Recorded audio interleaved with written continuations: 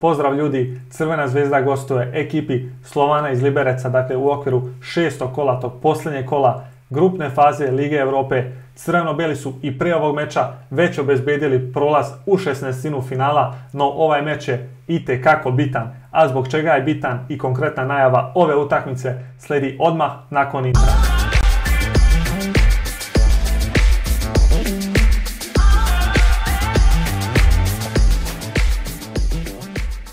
Još jednom pozdrav ljudi, dobrodošli, moje ime je Stefan, vi ste na kanalu Fanalitičar na kojem redovno objavljujem najave i analize fudbalskih utakmica, dakle prije svega naše reprezentacije, a onda i Crvene zvezde i Partizana. Dakle, ukoliko je to nešto što vi želite da pratite i u budućnosti, subscribeujte se na kanal kako ne biste propustili budući sadržaj, a u isto vrijeme ćete pomoći i meni i ovom kanalu da se dalje razvija. Dakle, za početak, hajde da bacimo pogled na trenutno stanje na tabeli.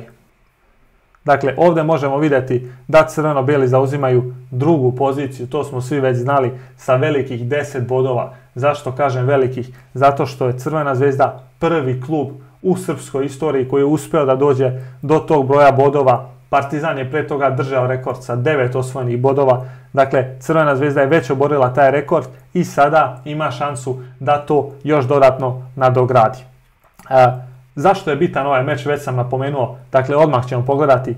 Trenutno Crvena zvezda se nalazi na toj 50. poziciji po UEFA ranking listi. Dakle, to je veoma visoka pozicija za crveno-bijele. Ovdje možemo da vidimo sezone, dakle ovo je aktuelna trenutna sezona u kojoj je ekipa Crvene zvezde već uspjela da osvoji velikih 7000 ili 7 bodova. Dakle, nisam siguran zašto služe ovi, ali ono što znamo to je da svaki trijumf u grupnoj fazi Lige Europe vredi 2 boda, svaki remi 1 bod, dakle u slučaju poraza nema bodova. Crveno-bijeli su ostvarili 3 pobjede, 1 remi, stoga ovdje stoji 7. Dakle, ovo je odlična šansa za crveno-bijele da dođu do dodatnih bodova.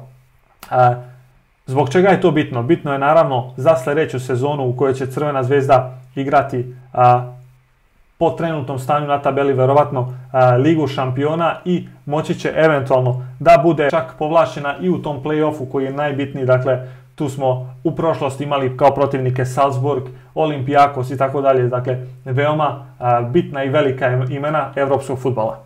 Ono što sam želeo kratko da podijelim sa vama, to je da se osvrnem na to, jeste činjenica kako funkcioniše, dakle, to bodovanje. Već sam napomenuo, ali čisto još jednom samo kratko da se vratimo, da ne bih zaboravio na sve ljude koji su me pitali. Dakle, ovdje možemo vidjeti na engleskom kratko pravila kako se boduje u grupnoj fazi, to jest u celokupnom takmičenju kako Lige šampiona, tako i Lige Europe. Dakle, u ovom slučaju Liga Europe je relevantna. Možemo vidjeti ako ispadnete na početku, dakle u tim prvim kvalifikacijama dobijate pola boda. Sada da ne nabrajam ono što je relevantno za Crvenu zvezdu, to je ovaj stage ovdje, dakle za svaku pobedu klub dobija 2 boda. Za svaki rem 1 bod, tako da Crvena zvezda već sada ima 7 bodova i ovo je odlična šansa da se protiv Libereca osvoji još 2 boda, što bi Crvenu zvezdu dovelo do 9 bodova, što bi onda ovdje svakako znatno napredovala. Dakle, Crvena zvezda bi imala 31.500 i u ovom trenutku bi prestigla, dakle, čak i Lokomotivu iz Rusije, što znači da bi imala mnogo bolju startnu poziciju u kvalifikacijama, dakle, za Ligu šampiona ili Ligu Europe za buduću sezonu. Ono što je također dobro za Crvenu zvezdu, to je da je ova sezona, nisam siguran, dakle, ako je 20-21, mislim da je ovo sezona 15-16 gdje je Crvena zvezda osvojila samo 1,5 ili 1500 bodova. Ta sezona će se brisati, dakle naredna sezona ukoliko Crvena zvezda ostvari bilo kakav uspjeh, dakle ako se makar kvalifikuje u grupnu fazu nekog takmičenja i tu osvoji neke bodove, imat će još bolju poziciju, dakle za tu sezonu za 2 godine. Što znači da se bolja vremena smiješe klubu u svakom slučaju, no pored toga treba reći da Crvena zvezda na ovaj meč putuje bez Aleksandra Kataja koji je bio ključni fudbaler zaista u prethodnom meču. Kataj je, pa može se reći, rasturao ekipu Genta. Ta strana, leva strana koju on odigrao je pucala non stop. Crvena zvezda je bila itekako opasna. Dakle, hendikep u ovom momentu je što Aleksandar Kataj neće moći da nastupi. E sada, zbog čega Aleksandar Kataj neće igrati? To je i dalje iz nekog razloga tajna. Dakle, klub je se oglasio nakon mnogo dezinformacija, kako oni kažu, želeli su da se obrate javnosti, da kažu da to nije tako, da je dosta lažnih informacija izneseno, a da oni neće sada u ovom momentu objaviti pravi razlog istog nekog poštovanja, dakle, privatnog života Aleksandra Kataja. Nadamo se da će nakon njegovog povratka na teren, koji je Dejan Stanković najavio da će biti veoma uskoro, klub izaći sa nekim obrazloženjem, ali na kraju krajeva naravno postoji njegovo pravo da zadrži to za sebe šta god daje. Što se tiče kadra i sastava, ili kako Stanković voli da kaže, zdravstvenog biltena za ovaj meč, Deki stvarno ima sve fudbalere na raspolaganju, što je izuzetno dobro, i nisam siguran da je bio jedan meč u Ligi Evrope osim tog prvog možda, kada je situacija bila takva.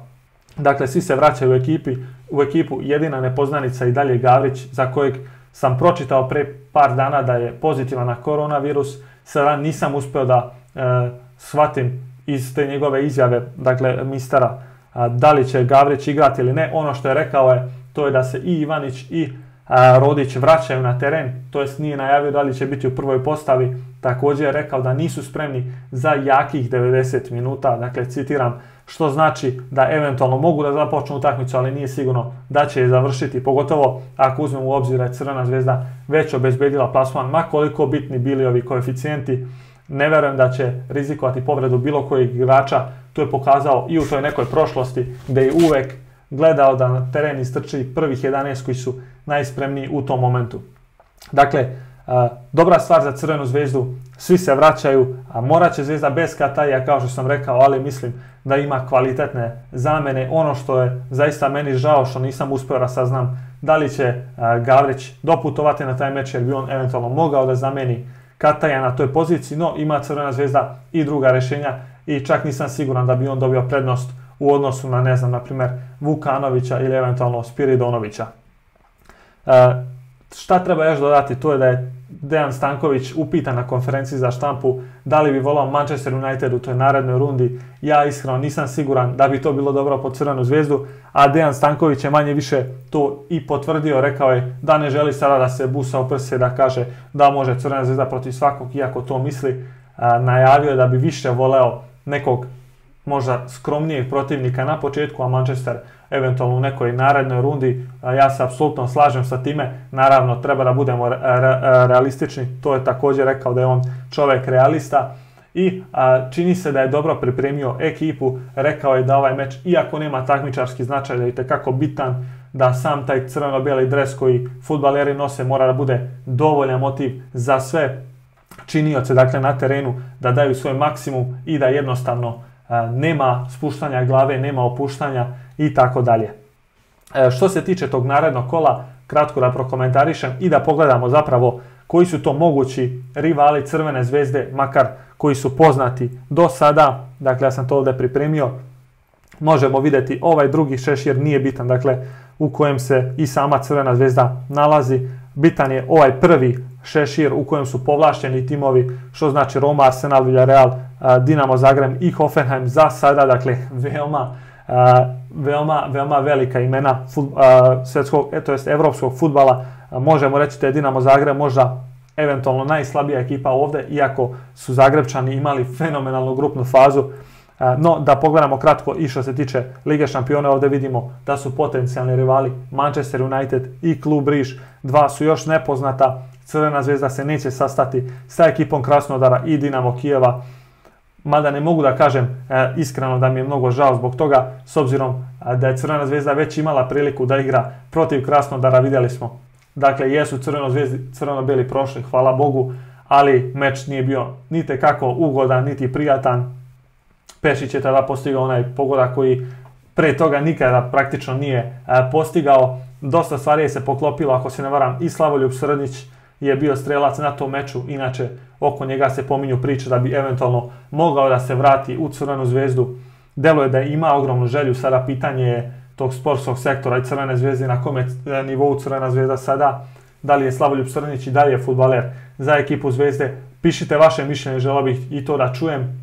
Dakle, To bi bilo to što se tiče najave ove utakmice. Za kraj želim još da kažem da će to izvlačenje biti održano 14. decembra, dakle Crvena zvezda će znati svog protivnika u 16. finala Lige Europe, tako da i tad možete očekivati video na tu temu. Do tada budite dobro, budite pozdravljeni, lepo provedite ove praznike koji predstoje do tada.